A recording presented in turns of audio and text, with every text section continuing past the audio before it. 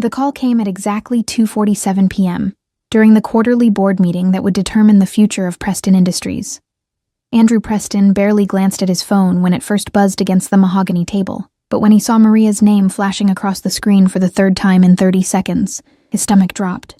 Maria Gonzalez had worked for his family for 12 years, first for his late mother, and now managing his household with the kind of quiet efficiency that made her nearly invisible. Until she needed to be seen. She had never, not once in all those years, called him during work hours. "Excuse me, gentlemen," Andrew said, his voice steady despite the ice forming in his chest. He stepped out of the glass-walled conference room, aware of the disapproving stares from board members who didn't appreciate interruptions during million-dollar discussions. His Italian leather shoes clicked against the marble floor as he moved toward the floor-to-ceiling windows overlooking downtown Seattle. "Maria, this better be—" "Mr. Preston, please." Her voice cracked, and Andrew's prepared reprimand died in his throat. Maria never lost her composure. "Please come home now. She'll destroy her. I don't know what to do anymore. Please, you have to come home right now." The line went dead. Andrew stared at his phone, his reflection ghost-like in the darkened screen. "She'll destroy her." The words echoed in his mind as he tried to make sense of them. His daughter, Victoria, was only 7 years old. Who could she possibly destroy, and who could be destroying her? The answer came to him with the force of a freight train. Diane. His wife of 9 years. He was back in the conference room within seconds. "We'll reconvene tomorrow," he announced, gathering his papers with hands that trembled slightly despite his best efforts. "Something's come up at home." Gregory Morrison, the company's CFO and his closest friend, caught his arm. "Andrew, we're voting on the merger today.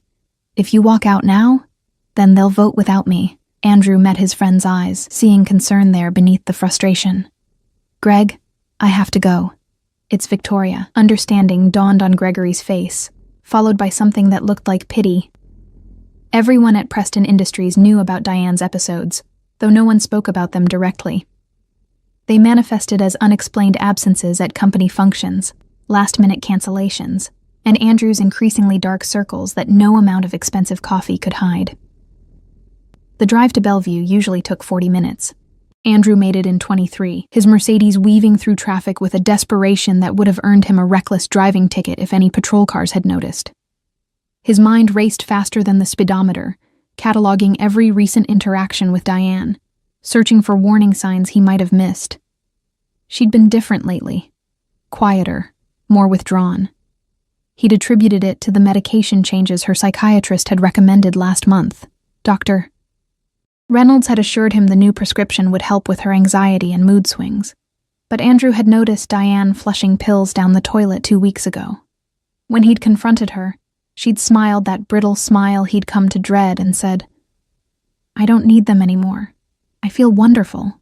That should have been his first clue. Diane never felt wonderful. The Preston estate sprawled across 3 acres of manicured lawns and carefully tended gardens that Diane had once loved. Now, as Andrew's car crunched up the circular driveway, those gardens looked almost accusatory in their perfection. A monument to the woman his wife used to be before the darkness crept in.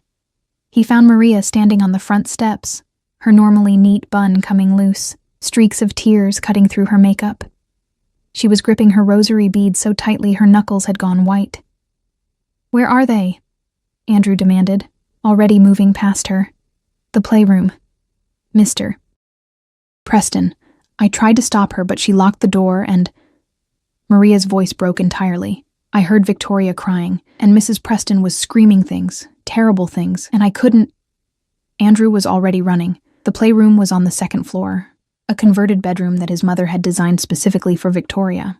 It had princess murals on the walls, shelves overflowing with books and toys, and a window seat where Victoria spent hours reading with the stuffed rabbit she'd named Mr. Humphrey. It was supposed to be her sanctuary. The door was indeed locked. Andrew could hear muffled sounds from inside. Not screaming anymore, but something worse. Singing. Diane was singing a lullaby, the same one his mother used to sing to him. But the melody was wrong, discordant, like a music box winding down. "Diane." He kept his voice calm, controlled, even as his heart hammered against his ribs. "Diane, honey, open the door." The singing stopped, Go away, Andrew. Her voice was eerily cheerful. Victoria and I are having a mother-daughter day. Isn't that nice? We should have more mother-daughter days. I've been a terrible mother, but I'm fixing that now. I'm fixing everything. I'd love to join you both. Please open the door. Silence. Then, she doesn't love me, you know, your precious Victoria. She loves Maria more. She flinches when I try to hug her. Did you know that? My own daughter flinches like I'm going to hit her. The cheerfulness was cracking now, revealing something raw and wounded beneath. But that's going to change. I'm going to make her understand. I'm going to make her see that I'm her mother. Not that woman. Not Maria. A small voice, barely audible. Daddy? Something in Andrew shattered. He threw his shoulder against the door once, twice. The old wood frame splintered on the third impact, and he stumbled into the room, his eyes frantically searching for his daughter. What he saw stopped him cold. The playroom looked like a tornado had torn through it. Books were scattered across the floor, their pages torn out and crumpled. The princess murals had been defaced with black marker, angry slashes across the smiling faces. Victoria's toys had been pulled from their shelves and arranged in strange patterns across the carpet. But it was the corner that seized his attention and wouldn't let go. Victoria sat perfectly still in her window seat, her small body pressed against the wall as if trying to disappear into it. Her favorite yellow dress was soaked, whether with water or something else, Andrew couldn't tell from the doorway. Her dark hair, usually pulled back in neat braids by Maria each morning, hung in tangles around her face. And standing above her, scissors in hand, was Diane. Not the scissors from Victoria's craft box, the large, sharp kitchen shears that Maria used for cutting chicken. Diane had already cut off one of Victoria's braids.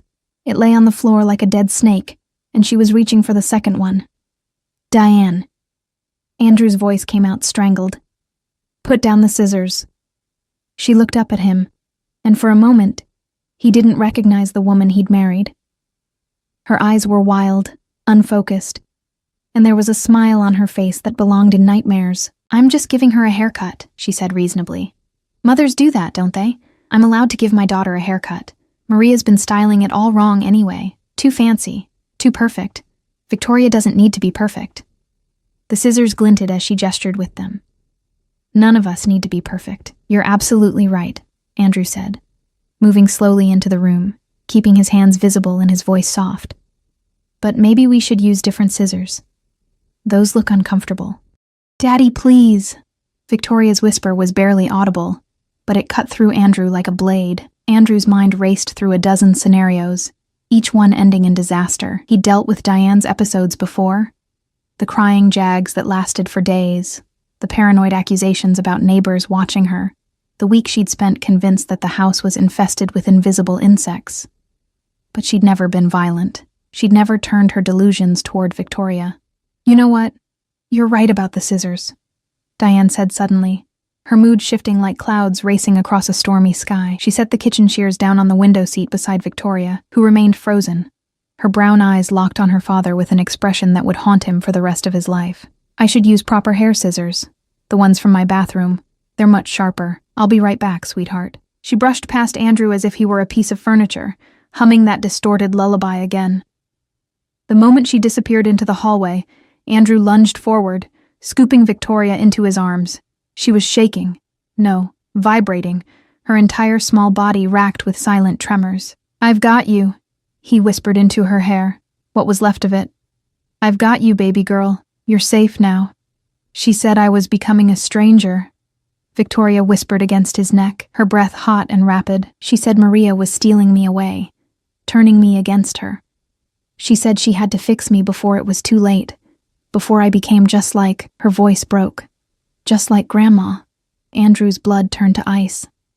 His mother had died 3 years ago, and Diane had been inconsolable at the funeral, not with grief, but with rage. She'd stood at the graveside and laughed, a sound so unsettling that several mourners had left early. Later, she'd confessed to her therapist that she'd been relieved. She always thought I wasn't good enough for Andrew, Diane had said.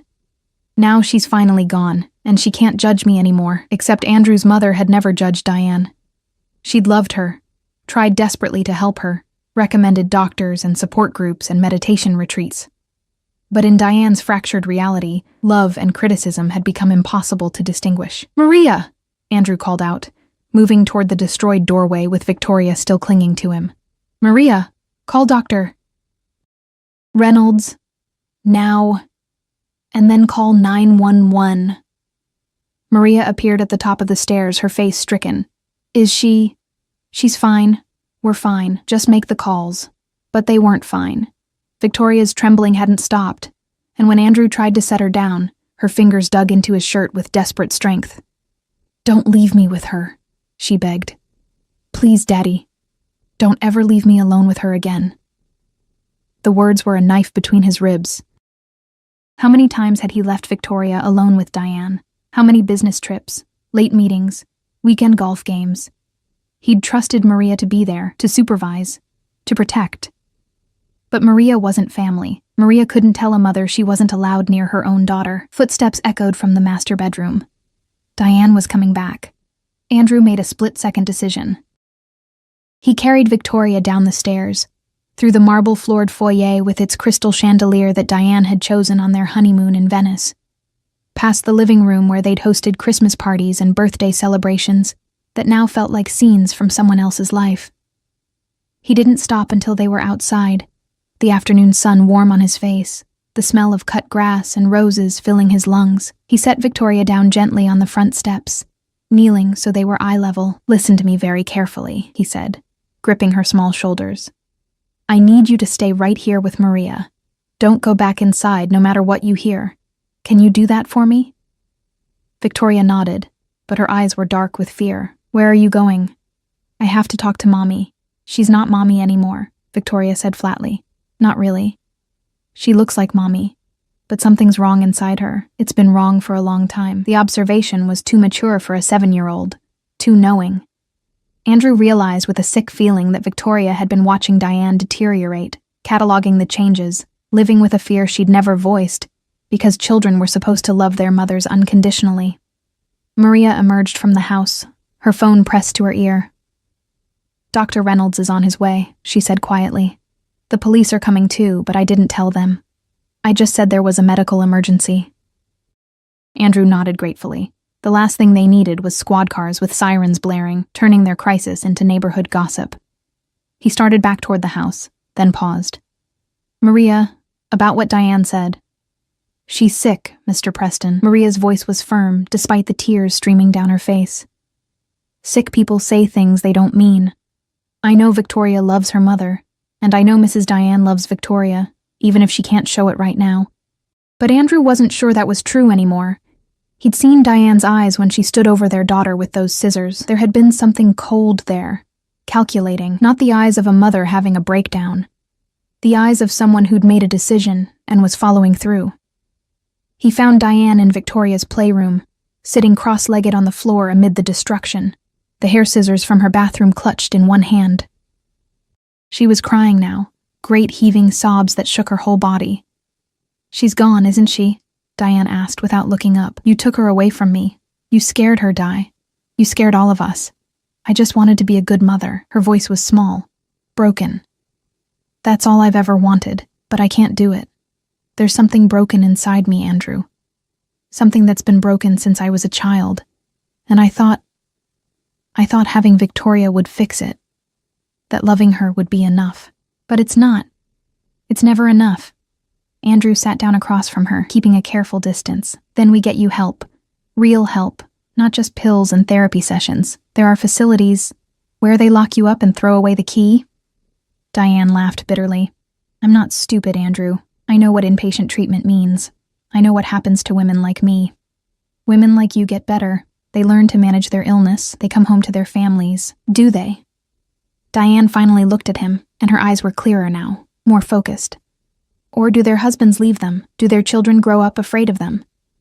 Do they become cautionary tales whispered about at PTA meetings?" Andrew had no answer for that because he didn't know. He'd been Googling her symptoms late at night for months now. Bipolar disorder, borderline personality disorder, postpartum psychosis that had never quite resolved. The internet offered plenty of clinical descriptions, but no roadmap for what came next. "I love you," he said finally. and was surprised to find he meant it. Somewhere beneath the chaos and fear, he still loved the woman he'd married. The one who'd laughed at his terrible jokes and cried during insurance commercials and planted a garden full of Victoria's favorite flowers. "But you love her more," Diane said softly. "As you should. She's your daughter. She's innocent and perfect and everything I'm not." She looked down at the scissors in her hand, as if seeing them for the first time. "I wouldn't have hurt her, you know. I needed her to see me, really see me, to understand that I'm her mother, that I'm important, that I matter." "You do matter. Then why does she flinch when I touch her?" The question hung in the air between them, unanswerable and damning. Because somewhere in the last few years, Diane had stopped being a mother and become something else, a source of anxiety, unpredictability, fear. And Victoria, young as she was, had learned to protect herself the only way she knew how: by pulling away. Sirens wailed in the distance, growing closer. Dr. Reynolds arrived before the ambulance, his silver BMW skidding slightly on the gravel driveway. He was a thin man in his early 60s, with kind eyes behind wire-rimmed glasses, and he'd been Diane's psychiatrist for the past 4 years. Andrew had always appreciated his calm demeanor, the way he never seemed rattled no matter what Diane's latest crisis entailed. But today, when Dr. Reynolds entered the playroom and saw Diane sitting amid the wreckage, scissors still in hand, something flickered across his face, concern mixed with resignation, as if he'd been expecting this call for months.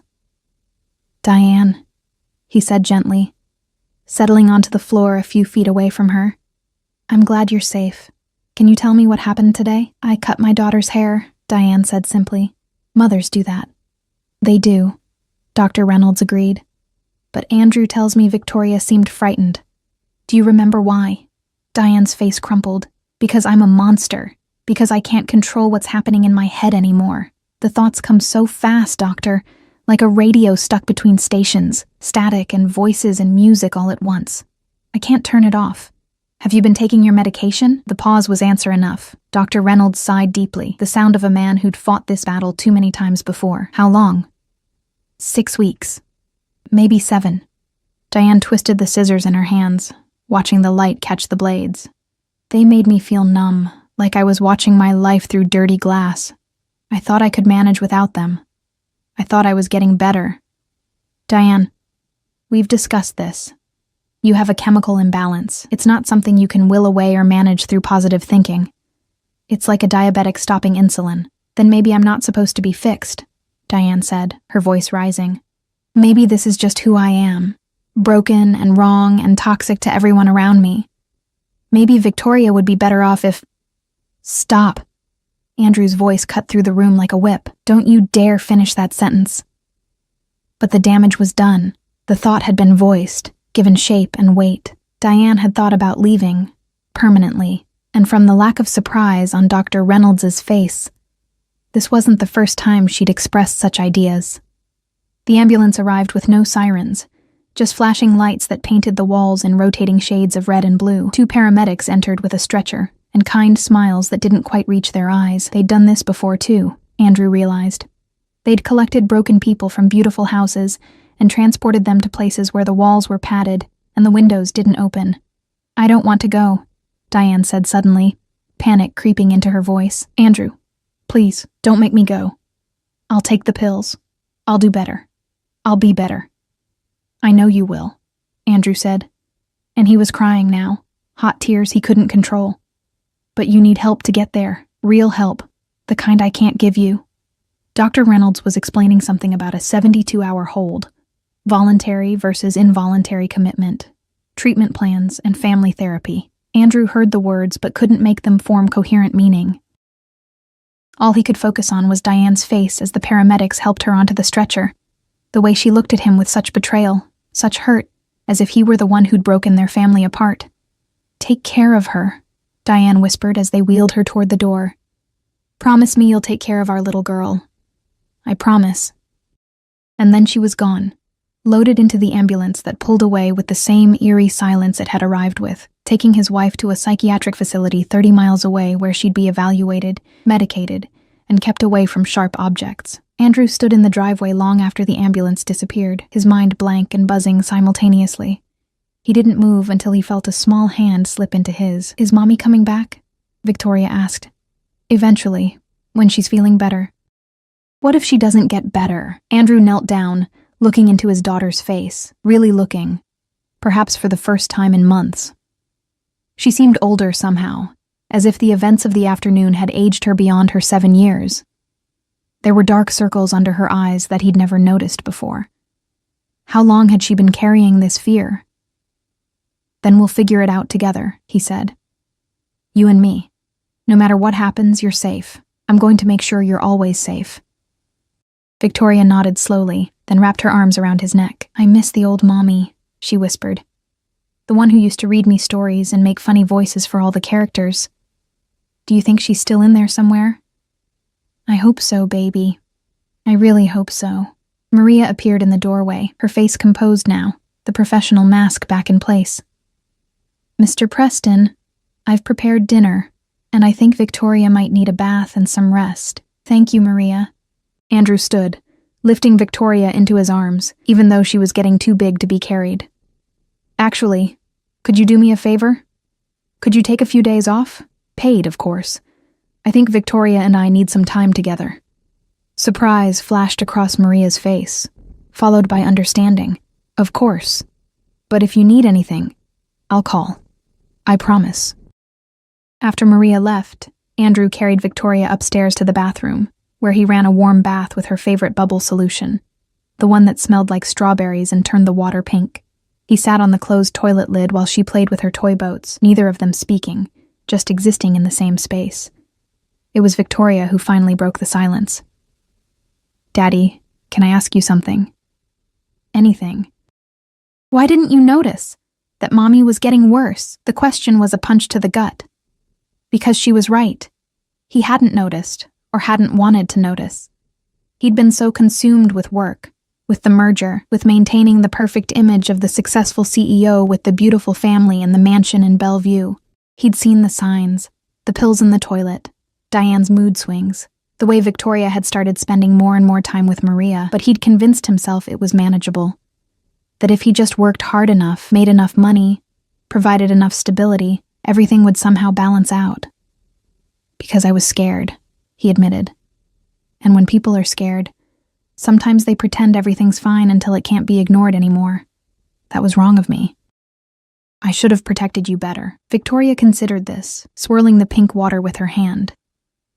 "Mrs. Chen at school says her mommy has depression. She takes medicine for it and sees a doctor. And Mrs. Chen says it's okay to talk about it, that it's like having diabetes or asthma or any other sickness." Mrs. Chen is right. "So Mommy's not bad. She's just sick." "Exactly." But even as Andrew said it, he wondered if it was that simple. Illness explained the chemical imbalance, the mood swings, the paranoia. But did it explain the coldness he'd seen in Diane's eyes today? The calculation?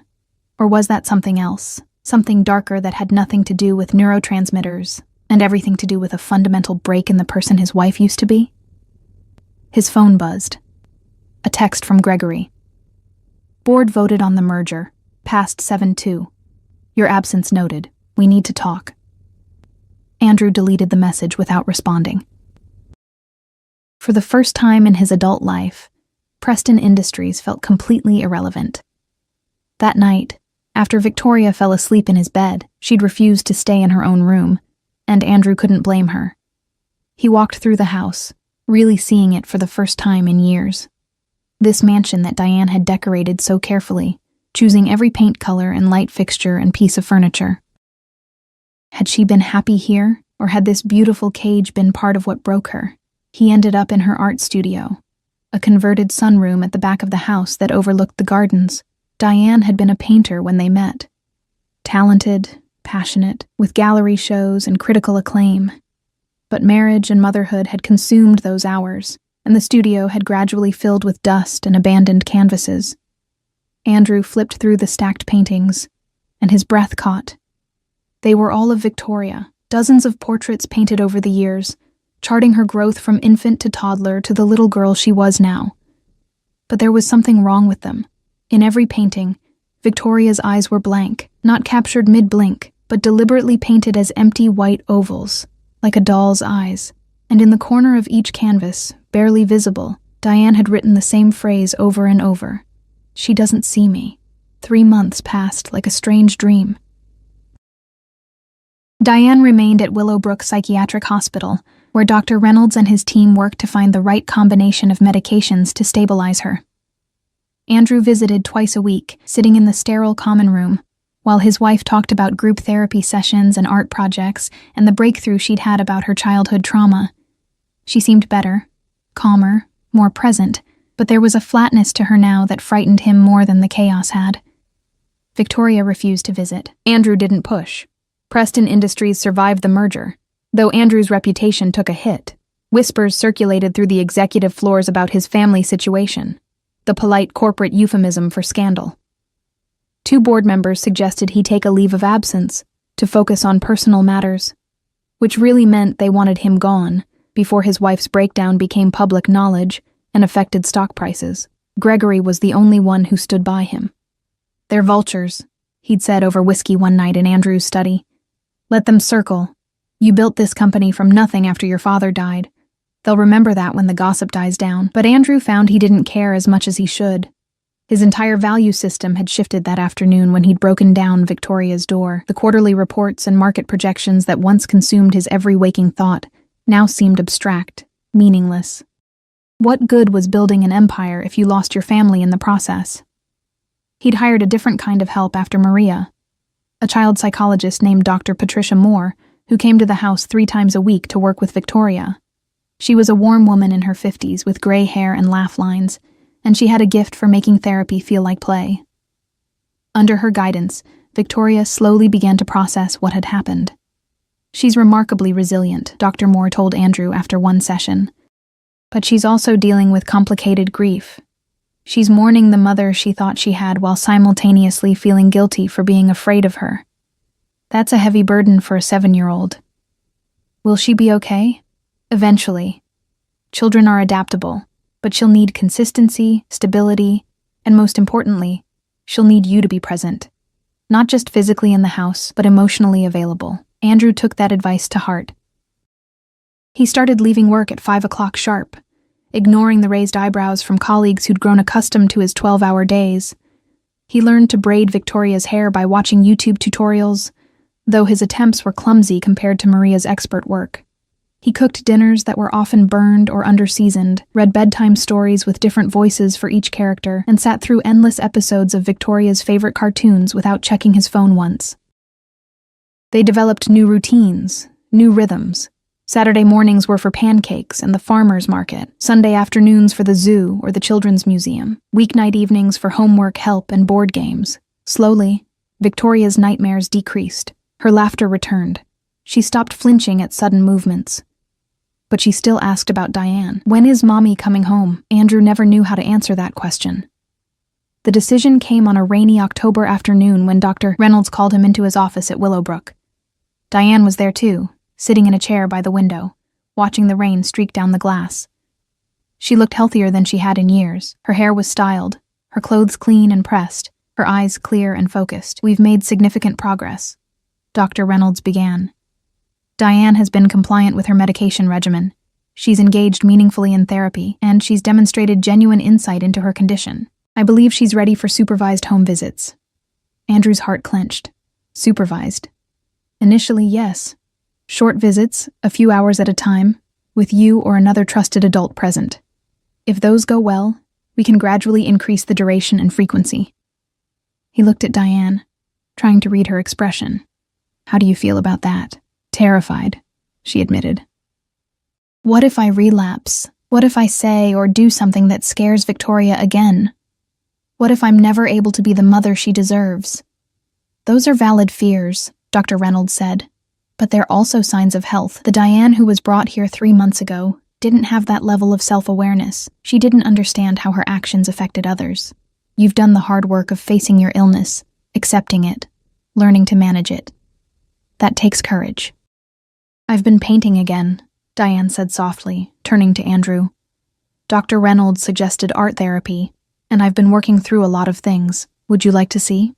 She led him to her room, a small, sparse space with a narrow bed and a desk. The walls were covered with paintings, but these were different from the disturbing portraits in her studio at home. These showed Victoria playing in the garden, reading books, laughing with Maria. And in every single painting, Victoria's eyes were fully rendered, bright, alive, seeing. "I understand now," Diane said. "It wasn't that Victoria didn't see me. It was that I couldn't see her. I was so consumed by my own pain, my own need to be loved and validated, that I turned my daughter into a mirror. When she didn't reflect back what I needed, I thought she was rejecting me. But she was just being herself, a little girl who needed a mother, not someone who needed to be her mother's therapist." Andrew felt tears burning his eyes. "I'm not asking for forgiveness," she continued. "I don't deserve it, not yet. Maybe not ever. But I am asking for a chance, one supervised visit, 1 hour with Victoria where I can apologize to her properly. Not as a sick person making excuses, but as her mother taking responsibility. She deserves that much." The visit was scheduled for the following Saturday. Andrew prepared Victoria carefully, explaining that Mommy was feeling much better and wanted to see her, but that Daddy would be right there the entire time, and they could stop whenever Victoria wanted. "Will she have scissors?" Victoria asked. "No, sweetheart, no scissors." Diane arrived at noon, driven by a Willowbrook staff member who would wait in the car. She stood on the front steps of the house she'd once called home, looking smaller somehow, diminished. When Victoria appeared in the doorway, both of them froze. "Hi, baby," Diane said, her voice wavering. "Hi, Mommy." They moved to the living room, sitting on opposite ends of the couch with Andrew in a chair nearby. For several minutes, no one spoke. Then Diane reached into her bag and pulled out a small wrapped package. "I made this for you," she said. "In art therapy." Victoria unwrapped it carefully. Inside was a small painting, no bigger than a book, a portrait of mother and daughter holding hands in a garden full of flowers. Both figures were smiling, and both had eyes that sparkled with life. "It's how I want us to be," Diane explained. "Someday, if you'll let me try." Victoria studied the painting for a long moment. "It's beautiful," she said finally. "Can you teach me to paint like that? I'd love to." They talked for an hour, tentatively at first, then with growing ease. Diane asked about school, about Victoria's favorite books, about the new hamster Andrew had let her adopt from the pet store. She didn't try to hug Victoria or touch her. She didn't make promises she couldn't keep. She just listened, really listened, in a way she perhaps never had before. When the Willowbrook driver knocked on the door to signal it was time to leave, Victoria did something Andrew hadn't expected. She stood up, walked over to Diane and said, "Will you come back next week?" "If you want me to." "I do. And Mommy?" Victoria paused. "I'm sorry I made you feel invisible." Diane's face crumpled. "Oh, sweetheart, no. You didn't make me feel anything. That was my sickness, not you. Never you. You are perfect exactly as you are." They hugged then, brief and awkward, but genuine. And when Diane left, Andrew saw something in her eyes he hadn't seen in years: hope.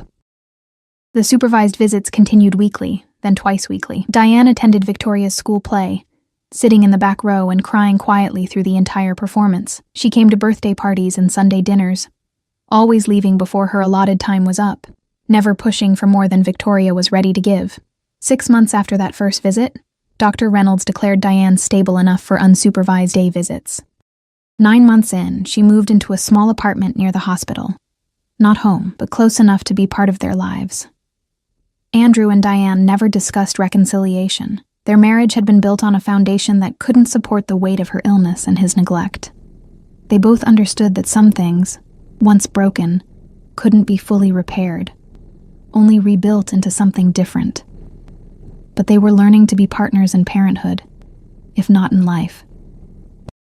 They attended Victoria's school conferences together, split holidays amicably, and communicated openly about Diane's treatment plan. Diane never missed a medication dose. She kept every therapy appointment. She built a life that was smaller than before, but more authentic, teaching art classes at a community center, volunteering at an animal shelter, slowly reconstructing an identity separate from wife and mother. Victoria thrived. She made friends, excelled in school, and developed a love of painting under Diane's careful tutelage. The nightmares stopped entirely. The flinching became a memory. She learned that it was possible to love someone while maintaining boundaries, to forgive without forgetting, to be both compassionate and self-protective. 2 years after that terrible afternoon, Andrew received an unexpected package at his office. Inside was a painting, the one of Victoria with the blank eyes, the one that had haunted him from Diane's studio, but Diane had painted over it, transforming it completely. Now Victoria's eyes were bright and full of joy, gazing not at the viewer, but at something beautiful beyond the frame. On the back, in Diane's familiar handwriting, "Thank you for breaking down the door. Thank you for saving us both. She sees me now, and I finally see her. D." Andrew hung the painting in his office, where it remained for the rest of his career, a reminder that some disasters could be survived, that families could be broken and rebuilt in new configurations, that the courage to ask for help was sometimes the greatest strength of all. That evening, he picked Victoria up from her art class at Diane's apartment. Mother and daughter were laughing together over a paint-splattered canvas, their hands moving in synchronization as they added final touches to a garden scene. "Daddy, look," Victoria called. "Mommy taught me how to do shadows." Andrew looked at his daughter's glowing face, at his ex-wife's genuine smile, at the peaceful domesticity of the scene. It wasn't the family he'd imagined building all those years ago. It wasn't perfect or traditional or anything the board members at Preston Industries would consider aspirational. But it was real. It was healthy.